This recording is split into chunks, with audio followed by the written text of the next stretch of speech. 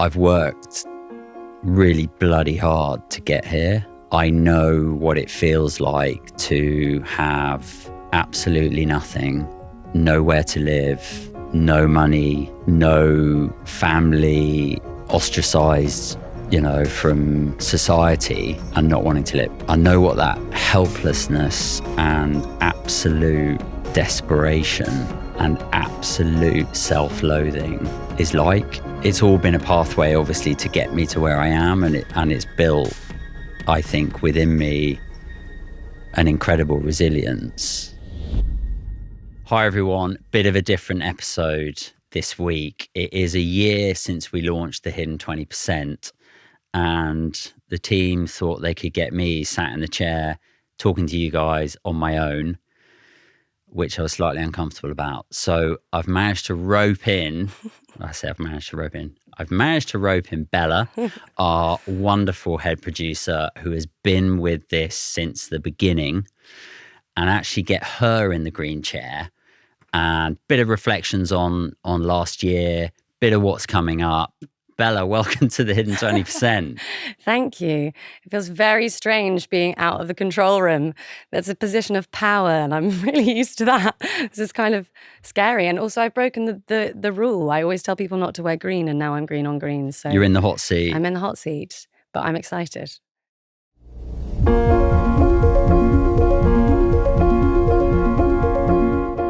We've had a pretty incredible year in many ways. What has been your proudest moment? Oh, I mean, where to start? Like, you've been with this from the beginning, Bella, so I'm sure you can appreciate this. This was a test. I mean, we started a charity.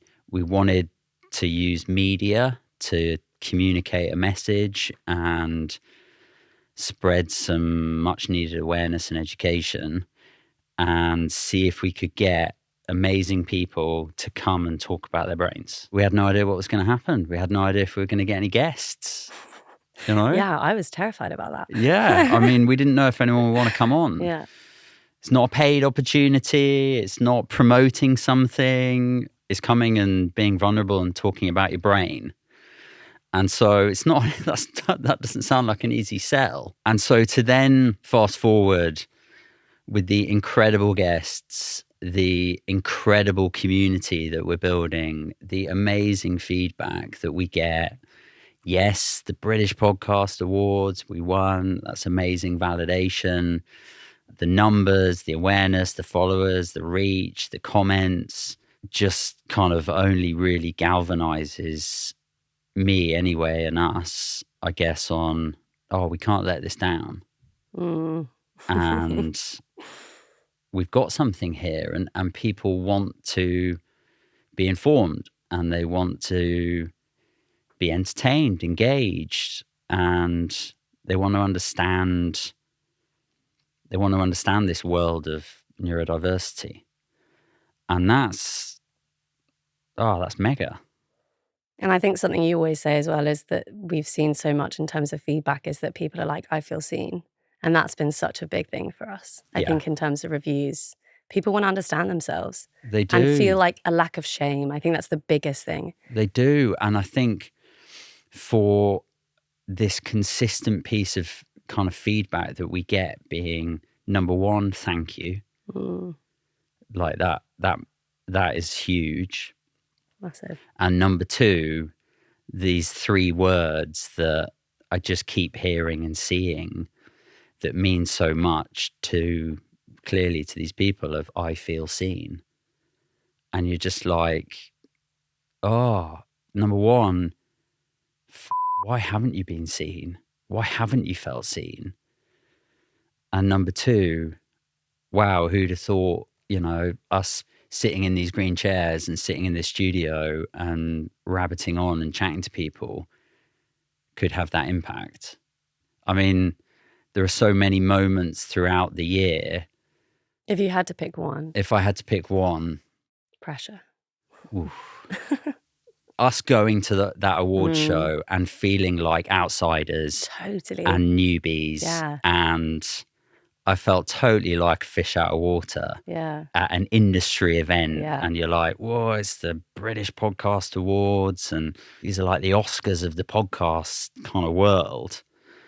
And we're sitting there in this dark room, crazy sensory overload. And we're seeing all these people that we know, or podcasts that we're like, oh my God, they're amazing. Yeah. Wow. We're in a list of people who punch way, way bigger than us and have got teams and big budgets and have been doing it a long time. And I didn't want to go. And I said that when you said, I want to enter. I'm like, well, I'm not going. Thank God for Sam. Thank God for Sam. And Sam saying, you know, are you kidding me? You've got to go. I'm coming. And so then to go, and then obviously to, have our name called out. This is going to sound really corny, but it's like, well, it's not really an award for the hidden 20%. It's basically an award for neurodivergence. It's a media representation, awareness opportunity. That's a catchy name for putting ND on the map. Yeah. That's really what it is. Yeah. But it was incredibly validating. When we had Marcus on, and obviously, so Marcus, for people that don't know, was hosting the British Podcast Awards. We managed to get him on the show, which we loved. But he just said he knew that when we came to accept the award, that he was like, these are my people. And he was like, you were the most excited people out of everyone. And we were, like, if you look back at that video, Charlie ran on stage. I was like laughing and shocked. I was crying. You were crying. And everyone else who'd gone up there was like, thank you so much, and was really professional. And we were totally unprofessional. We acted like we won an Oscar. Like, we were just so chuffed. And I think for us, it was so validating to be like, we really didn't know how this was going to go. Yeah. And then suddenly it's like, here we are, less than a year later, you know? And then what happened afterwards of suddenly we're like, you know, I'm going on to chat to Chris Evans. We're going up to like #1 in the mental health podcast charts. We're like, then this sort of resurgence of momentum, or this kind of like, oh, a minute, we were growing and then suddenly we were exploding. Yeah, is mega. And what does it mean? Well, it means that as a charity, we will be able to get more funding so that we can keep doing more of this. I think that was a real pinnacle, proud moment, like a real tentpole of the year. And then to flip that, what have been the biggest challenges for you with sort of starting the charity the last year? I've been on a fair few podcasts as a guest, and 99.9% of those have been talking about drinks. And can do that.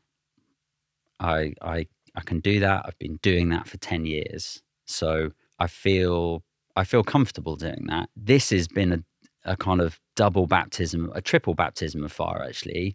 Number one, I've done a lot of work with charities in the past, and you know, my brother set up an amazing charity when he was 18 that I was really lucky to get involved with. But I've never set up a charity myself. And so that's been one big challenge of like, how do you run a charity? And it's not running a business, it's running a charity. Number two then has been being the host.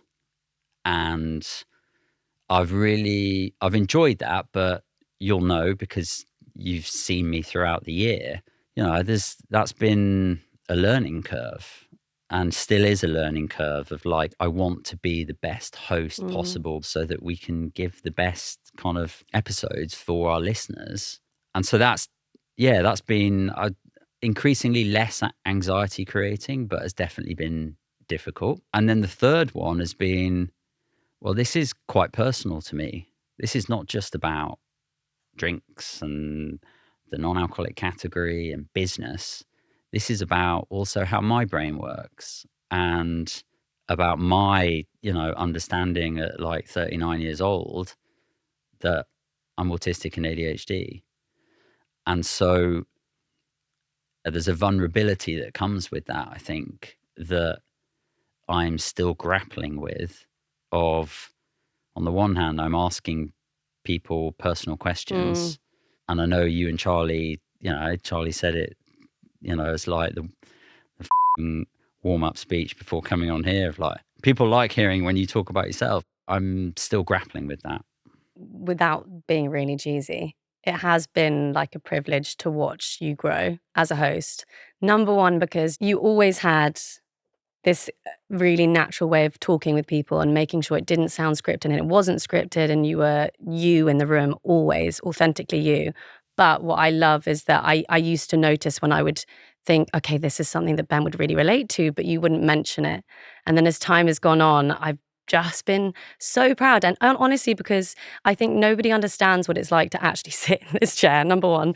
Now I do. Yeah. But also, it's incredibly vulnerable to share like your personal life with everyone. Your kids might listen to these one day. Yep. Friends, colleagues. Family. Yep. It's really, really brave. And I really rate it. And I think for me, and it kind of brings me to that a little bit, the episode that you recorded with Sam, your wife, was my proudest moment in my career, because I was sat in that room thinking, this is what podcasting is all about. I feel like a fly on the wall in someone's relationship, and I feel so privileged to like be a part of this conversation.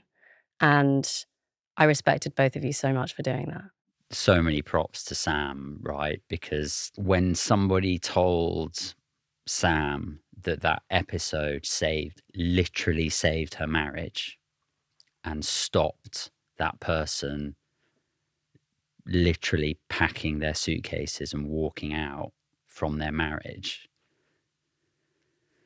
it's like, that's big stuff. Yeah, that was a big one. I think that was a big one on the vulnerability piece, because that was about, the challenges of marriage and diagnosis and me being autistic and ADHD, but it was also like we did a lot of crying on camera. It was really, really raw. So whilst we're talking about Sam, yeah, I would love to actually play a little clip from that episode that I think was really powerful. Do it. At the most crucial, darkest time of your life, like, we held on to each other, and I got you through many a darker times together, and I could handle it. I got you through it, and I knew that I could see that light at the end of the tunnel. I knew that you were going to get better. I knew that you weren't going to be this party animal forever. I could see that you were going to be good at something. So I could see the change. I knew that it was going to end for you, and you were going to do something so remarkable. But I had to love and let you go. But when you were diagnosed, the struggle that I had, it was because I saw such a change in you, mentally, physically, everything about you just changed. And I thought, you're not going to get any, not better, but you're not going to change. This is you. This is you with your complete mask off. And I think at that time I was like, how did I get you through rehab? How did I get you through all this times of your life? I cannot seem to push past this struggle that I had with your diagnosis. I remember you saying that it's one thing you saying, oh, I'm autistic. The next thing was, the way you said it was like acting autistic, like I was being autistic. I know, and I don't even know if I'm able to say that. Of course you can say that. I swept it under the carpet because it wasn't going to change my view on you. I thought you were going to just be you, the Ben that I always have known. And then it was like 48 hours later, there was like an actual change in you. And at that point, I was just like, I feel so removed from you. And I needed you by my side because Moss was born, family life. But I felt like I was getting to know you again, which is really, really hard. I almost just wanted it to go. Like your addiction was to go. Your rehab stints were to go. And I could get you through all of that. I could get you through all of that. But this diagnosis where you actually shut down from me, where you acted autistic, wasn't your fault, but it was so difficult.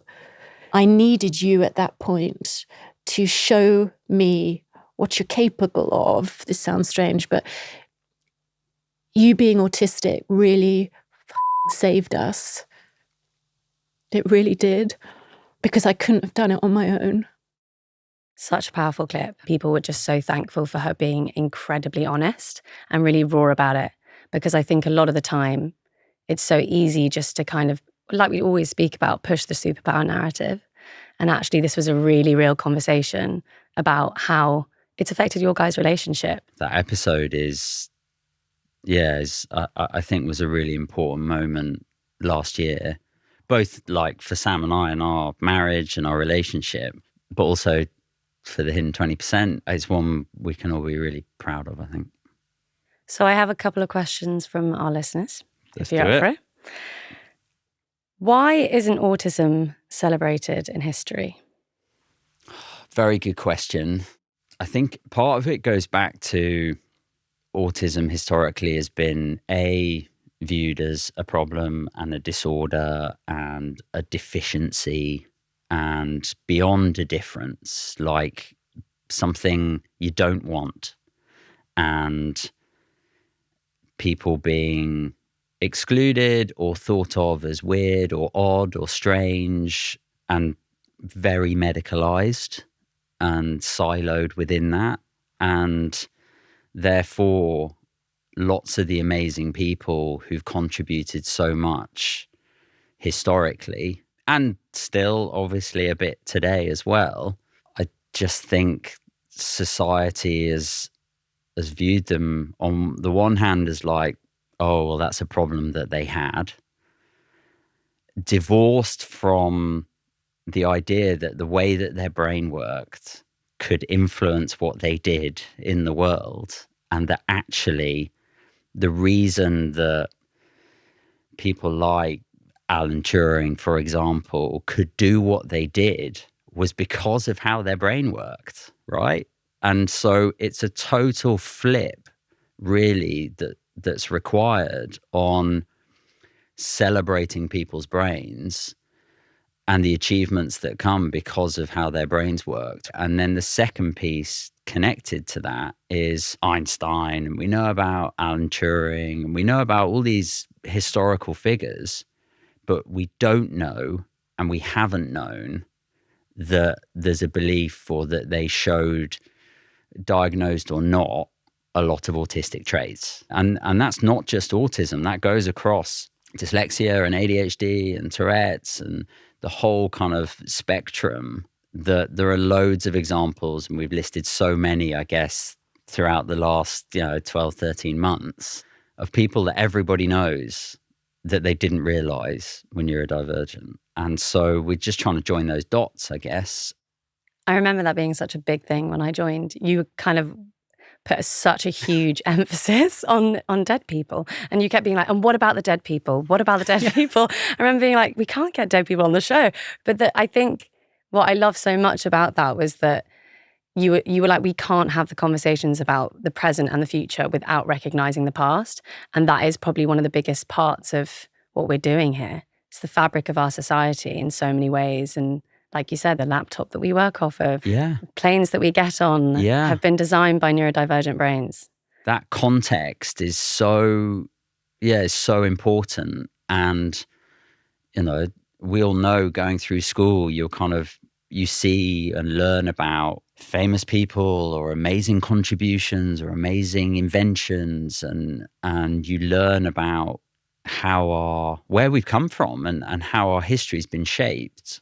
And yet neurodiversity is not included in that history, and that needs to change. And I guess it's been selfishly led in a sense by the penny dropping for me, going, oh my God, all these people, whether it's Steve Jobs or Newton or Picasso or Agatha Christie, Steven Spielberg, like all these people that I've thought were incredible and iconic and amazing I didn't know were neurodivergent. I didn't realize I was gravitating towards that my heroes, I was gravitating towards because I could identify in some weird way with how their brains worked. Like, I didn't realize that. And so knowing that, I guess I want to tell everyone that, because they are probably unconsciously, they've been role models in some weird way to me. Yeah, Steve Jobs is a great example. I've read all the books about Steve Jobs. I have, been massively inspired by him and how his brain works. And yeah, I didn't know he was neurodivergent. And I think that for breaking this cycle of all the shame and the silence and the problems around neurodiversity and for neurodivergent people, we've got to have those role models. We've got to have that representation. My children, other people's children, young people need to be able to see people like them.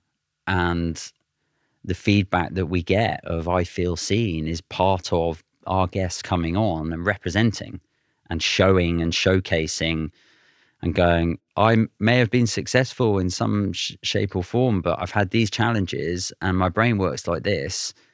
And it's okay. It's not all bad and it's not all good. I love that. Off my soapbox. So we've got another question from the audience. What episode, or which guest, I guess, really changed your mind on something? I started to flex my, I guess, geeky side and nerdy side around maybe topics and themes beyond just guests and their stories. And I thought that was a great move that we started to make, of bringing in some expert topics to be able to talk about. And Dr. Rayan Zafar's episode, all on psychedelics, definitely. And I was running around like a little kid afterwards, wasn't I? I was totally blown away just at picking and scratching this surface on neuroscience and understanding, I guess, from like a scientific and a biological perspective, this incredible organ that we have in our heads, our brain, and learning about Dr. Rayan's work and the work going on in psychedelics and the work going on in terms of how we can improve people's brains, performance, deal with challenges, whether that's addiction, trauma, ADHD, like real new territory. And that set off, I guess, a chain of events of, well, then we're getting Dr. Miguel, a neuroscientist, on, and then I'm learning about neuroplasticity, getting just really excited about a really simple idea, which is kind of nourishing our brains. And then starting out learning a bit more about medication and getting to ask some of our guests a bit more about medication and how that works for ADHDers, for children. Would you say that he changed your view on medication with children? Yeah, I do. I think I probably knew very little about ADHD medication, and I'm not on medication, and I probably was only coming at it from probably more like a moral, ethical side of, let's not give people drugs, and let's not kind of push pharmaceuticals on children, and let's not kind of, they're so young and the brain isn't fully developed until 25, so this feels dangerous territory. And then understanding, take out the kind of morals and the ethical side of the pharmaceutical industry and beliefs around that, and look at it from a biological perspective and the science. And actually, there's a really valid case for the impact of what ADHD medication can do for young people, for children, in terms of setting down pathways and precedents behavior-wise that can help them as they transition into being a teenager and then into adulthood. There's a really valid case for that, and Dr. Rayan explained that really well. So we do have a almost entirely neurodivergent team. with some of our team even being diagnosed whilst working on this show. I would love to know from your experience what you've learnt about working with different brains. There's definitely an aspect of, when we set Seedlip up and built that culture and built that team, I guess intuitively and without realizing it, I was creating a culture and a ways of working that were selfishly suited to me and how I wanted to work. And that was like some simple practical things like no internal email and no WhatsApp group, and everything's done on Slack, and very few meetings, and not wasting time on having lots of update meetings, but keeping people up to date continuously and saying to people, I don't care when you work or how you work or where you work. I just care that the work's great and that you are fulfilled in doing that work. I think they're all good things for being a neuro-inclusive kind of company or charity. And they're probably principles or precedents that we've taken forward into the hidden 20%. And I think knowing that I'm neurodivergent and then working with a neurodivergent team, I feel like I'm more tolerant's the wrong word, but more adaptable, or maybe a bit more amenable, or forgiving's also the wrong word. But I'd like to think that what we're creating, internally as a charity and how we work together is about trying to get the best out of all of us and not let down the hidden 20%. And that means not having boxes and regimes and rules, and I don't want to say the word reasonable adjustments, whatever that means, but treating each other like adults, fully understanding and trusting that we're all doing our best. Yeah. And having some patience and empathy, I think, within that, to kind of go, well, we're all in this together and we're aiming at the same thing. And so let's just make it work. I remember the episode with Holly, you guys talking about working with neurodivergent teams. And I think something she really flagged is if you're all neurodivergent, you can't all have everyone adapt to you. Everyone has their own needs. And so I remember when I first joined and you were like, I love Excel spreadsheets. And I was like, I hate them. But immediately I was like, okay, this is something I have to get on board with, in the same way that there's things that I love working with Canva. You hate Canva, but you're like, you use Canva. Yeah. If you want to use Canva, I just need it delivered as a PDF. And it's things that are so simple like this, where you just go, there are ways of allowing people to work in the way that works for them, that excites their brain, but just deliver it differently. Yeah. And deliver it how someone needs it delivered. And then you kind of meet in the middle. Yeah. And I think it's those simple things, isn't it? But also I want to respect how you work best too. And so I feel like when you put this, hey, our brains are all a bit different lens over things, and this is like, forget whether people are neurodivergent or not, it's almost like we get this permission, which is wonderful, to kind of go ask these really like simple things like, how do you like to work? Yeah. How do you see information? Yeah. Do you know what I mean? Do you like phone calls? Do you like WhatsApps? Do you like voice notes? Do you like interpretive dance? Do you like, like, how do you respond to information? Yeah. And how do we best work together? And that obviously differs depending on who you're working with. And I know that that's a muscle that you have to build and train and work. But it's great when you've got a set of people who have a real consciousness and understanding of, okay, how do I work best actually? And some people probably don't even think about that.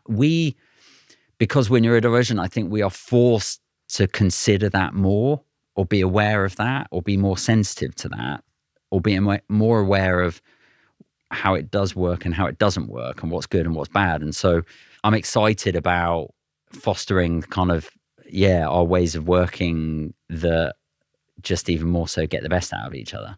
Yeah, I love that. Yeah? Yeah. So my second to last question, which is what you always say.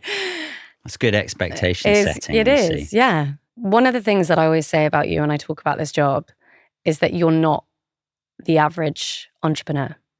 And what I mean by that is we hear a lot at the moment, especially from CEOs with podcasts and people who've started businesses and are really successful.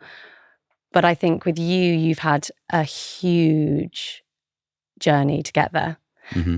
And along the way, I've even learned things listening to you on the podcast. And I just think it's really important for people to be able to hear that just because you're sat right here now in this green chair, in this lovely studio, it doesn't mean there wasn't a journey to get there. So can you tell people a little bit about your journey to where you are today? I feel like I've sort of salt and pepper approach dropped in, I guess occasional bits of vulnerability or pieces of the puzzle of my background. I'm not the one that's being interviewed, I'm interviewing. So this is not about me and my story, it's about the guests. But I do think it's important when you're asking people to come and sit in this chair and tell you about their brains and talk about this personal subject to, appropriately share a bit of my experience of that or how I relate to that. I sit here as like on the outside, privileged man, had a successful business, and everything kind of looks all nice on the exterior, but it's not always been that way. And I've worked really bloody hard to get here, and I know what it feels like to have absolutely nothing, nowhere to live, no money, no family, friend, no one in touch with you, ostracized, from society, and not wanting to live. I know what that helplessness and absolute desperation and absolute self-loathing, and that took I've gone to some lots of really not very nice things have happened in my life, childhood and adulthood. It's all been a pathway, obviously, to get me to where I am, and it's built, I think, within me an incredible resilience and drive. Now I'm kind of on the other side of it. I don't look back on my life and kind of think, oh, well, if I'd been diagnosed, it all would have been different. I don't. I am getting to a point of kind of, however strange it sounds, gratitude and acceptance for what has happened in my life, because it's all, I've got 3 amazing children and a wife that I adore, and I feel really lucky. I don't have that same grief for, but if I've been diagnosed. But do I want my kids and young people to kind of have to go off in those directions? No, I don't. Absolutely. Do I wish that pain and hate and self-destruction on anyone else? Of course I don't. I know we talk a lot about neurodivergence, but it is about the impact of what comes from that and out of that, and whether that's prison, addiction, suicide, trauma, divorce, unemployment, exclusion, bullying, homelessness, illness, mental health. These are all symptoms and areas that I've got firsthand experience of, but they're because of a lack of understanding of how my brain worked or how my brain works, and therefore how I can best thrive. And so I feel like if we can intervene and break the cycle earlier on, then these potential negative and difficult pathways don't even have to be gone down. It feels such a privilege to be able to do this and be in this position to be able to do this now. I think what really strikes me from what you said is right at the beginning, and I got a little bit emotional when you were saying about feeling alone and like ostracized and having no one around. And I think so many people will relate to that feeling. And the fact that you are now doing something where we're daily getting messages from people saying, thank you, I feel less alone. Thank you, I feel seen. It is the single thing that keeps me going and doing this and wanting to do this is the I feel scenes. Like, because if we don't have that dialogue with our community and we don't have an audience, then it's an echo chamber. We're just talking to ourselves. The more feedback we get and the bigger our audience grows, the more, in a very positive and healthy way, I feel a real great sense of responsibility to not let this down. I love that. So that does take me very neatly onto asking you, what is next for Hidden 20 and what's next for the charity? We've had our first year. We've learnt a lot. We've improved a lot. We've optimized a lot of things. There's more that obviously we can do there, but I know there's loads of other areas in which we want to get involved in, still from a media perspective, still from a content perspective, still from a education, awareness, and whether that be schools, employers, assessments, diagnostic process. I sort of feel coming into our second year, there's loads of topics and subjects and experts that I know we want to dive into and to get into more detail on specific things. We are, adding to our team, which is exciting. We are a charity, so we need donors and we need to raise money. And so that's an important part of this year as well. Well, I can't wait. And I would offer you a green badge, but you already have hundreds, so. Buy a green badge instead. Thanks, Bella. That was fun. Well, thank you. It was very strange to be in the seat, but I enjoyed it. It's good to get Bella in the chair. Usually she's the sort of the voice of God in the control room. I know, it feels really intimidating being in this seat. Yeah, well, it's good that you experience it. Maybe next time I'll go in the control room and, I don't know, you and Charlie can do an episode.